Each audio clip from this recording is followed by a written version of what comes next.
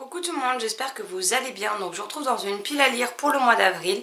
Donc encore une fois elle est gigantesque, mais si je sais que si je n'ai pas plein de titres dedans, je vais piocher à chaque fois ailleurs et je ne me restreindrai pas à la liste définie. Donc je sais pas, je dois avoir une trentaine de bouquins encore une fois et je lirai ce qui me fait le plus envie dans cette sélection. Donc on commence tout de suite. Donc avec un qui... Plus le temps passe et moi j'ai envie de me replonger, donc il faut que je m'y replonge avant que j'ai plus du tout envie.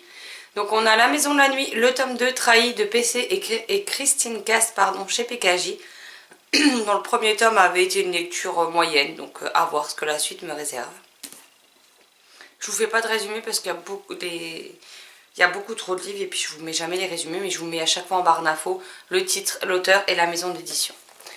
Comment un écureuil, un héron et une chouette sauvèrent le père de Casper de Horatio Clair, qui est sorti le 15 mai 2018 et que je n'ai toujours pas lu, que j'avais reçu par Cultura, donc il serait temps que je le lise. Ensuite, on a Pip Bartlett et les créatures magiques de Jackson Pierce et Maggie Stiefvater chez Seuil Édition.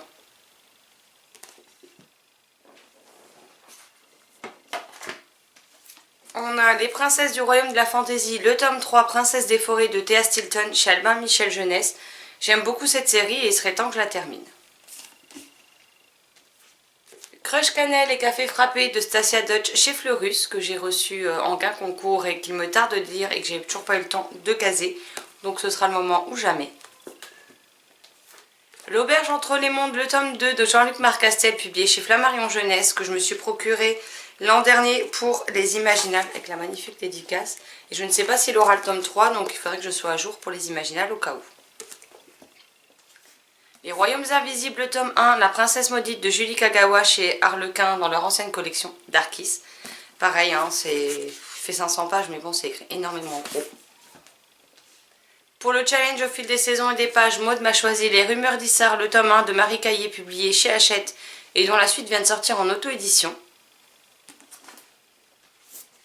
Toujours dans le challenge, j'ai encore 4 titres à vous présenter. Je suis ton soleil de Marie Pavlenko chez Flammarion Jeunesse, qui me fait juste super méga trop envie et que je n'ai toujours pas sorti. Tourbé de mon amour de Pierre Bottero chez Flammarion Jeunesse. Les Magiciennes d'Avalon, le tome 1, 3 amis pour Cara de Rachel Roberts chez Bayard. Et la LC du groupe qui est Mémé dans les orties d'Aurélie Valogne, ici au livre de poche. Ensuite, en service presse, nous avons Au Royaume des Menteurs de Kirsi Burkhardt, publié chez Fleurus, apparaître le 12 avril. Dans la maison de Philippe Leroy, publié chez Rajo, dont on voit pas mal d'avis en ce moment dessus, mais qui me fait juste super méga envie. Dragon Park, le tome 2 de Thomas Verdois, publié chez Bayard, dont j'ai adoré le premier tome et il me tarde de me plonger dans cette suite. Encore une suite que j'adore, Angelica Varinen, le tome 3 de N.M. Zimmerman chez Flammarion. L'Appel du sang, la seconde vie de Britanner, donc le tome 3.5 de la saga Twilight de Stéphanie Meyer chez Hachette Black Moon. Et le tome 4 qui est une pavasse que je n'ai pas eu le temps de sortir au mois de mars pour mon plus grand désespoir, clairement. Aurora, l'expédition fantastique de Vashti Hardy chez Ozu. Movers, le tome 2 de Megan McIsaac, toujours chez Ozu. Sirens de Mélissa Scanu chez Plume Blanche Édition.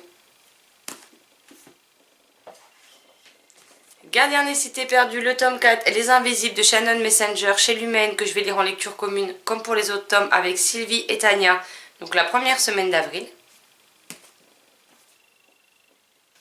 Avec Sylvie dans le mois, nous aurons également Les âmes vagabondes dans LC, donc là c'est écrit un peu plus petit et il fait plus de 600 pages passées, donc je pense qu'il nous tiendra largement la semaine.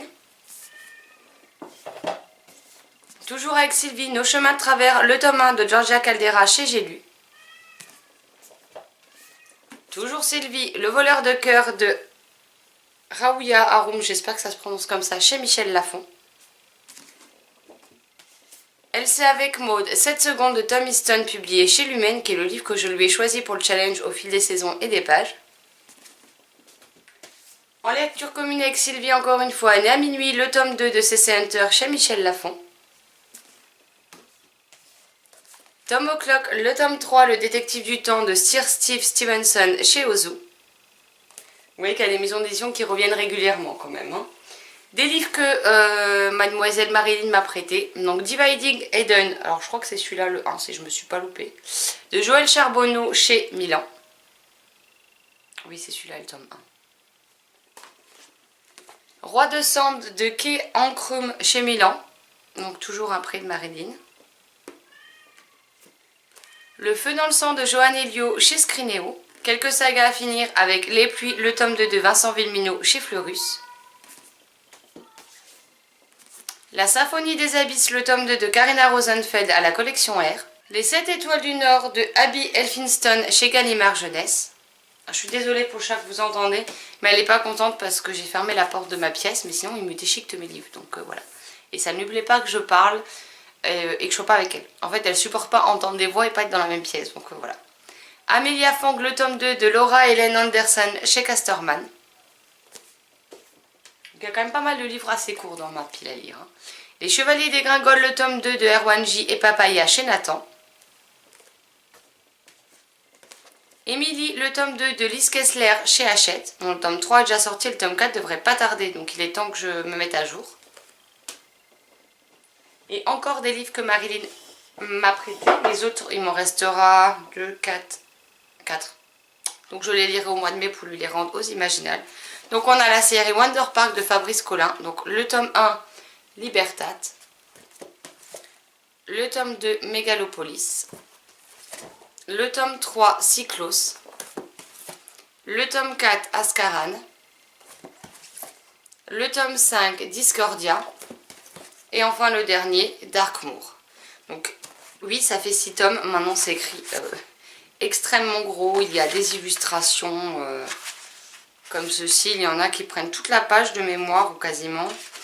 Les plus grandes comme ça. Il me semble qu'il y en a qui prennent ouais, voilà, toute la page. Donc c'est des livres qui vont être lus très vite quoi. Si un jour je suis en repos et que je suis motivée, je suis capable de m'engloutir les 6 dans la journée sans souci. Donc parce qu'après ils font quoi? Ouais, ça fait 140 pages quoi. Donc c'est pas non plus énorme, ça reste quand même une saga très jeunesse à la base, donc ça ne devrait pas trop me poser de problème. Et on termine avec les livres numériques où j'en ai 2. Donc on a À deux pas de chez toi de Anne Dias chez Rebelle que j'ai acquéri au mois de mars. Et Les animaux presque disparus, dont j'ai oublié le nom, que je vais lire en lecture commune avec Nat. Donc voilà pour mes lectures que j'aimerais lire au mois d'avril. Maintenant, comme je vous dis, ça m'étonnerait beaucoup que je lise tout ça. Mais voilà, c'est les livres dans lesquels je vais piocher au maximum pour ce mois d'avril. Et je vais essayer de ne pas faire d'écart à ces piles à lire. Enfin, à cette pile à lire. Parce que j'ai fait beaucoup d'écart au mois de mars. Résultat, je n'ai quasiment rien lu de ce qui était prévu. Donc c'est très dommage. Donc là, je vais essayer de me tenir à ça. Et on verra bien ce que ça donne le bilan à la fin du mois. Mais il y a quand même des livres qui sont très courts, d'autres qui sont écrits très gros, d'autres dont je sais que la plume des auteurs sont addictives, donc je m'en fais pas trop et je pense que je devrais au moins réussir à lire la moitié de ces titres, si ce n'est un petit peu plus grâce aux livres courts. Donc nous verrons bien. Voilà, cette pile à lire monstrueuse est à présent terminée. J'espère que cette vidéo vous aura plu. Comme d'habitude, n'hésitez pas à me dire si vous vous êtes fait une palle de saison pour un challenge ou une palle pour le mois, à me dire ce que vous vous êtes choisi comme titre. N'hésitez pas à me dire également si vous avez lu les livres que je vous ai présentés, ce que vous en avez pensé, que vous ayez aimé ou non. Et si vous souhaitez me dire autre chose, les commentaires sont faits pour ça. Je vous souhaite un agréable dimanche, de très belles lectures et je vous dis à très vite dans une prochaine vidéo. Bye bye.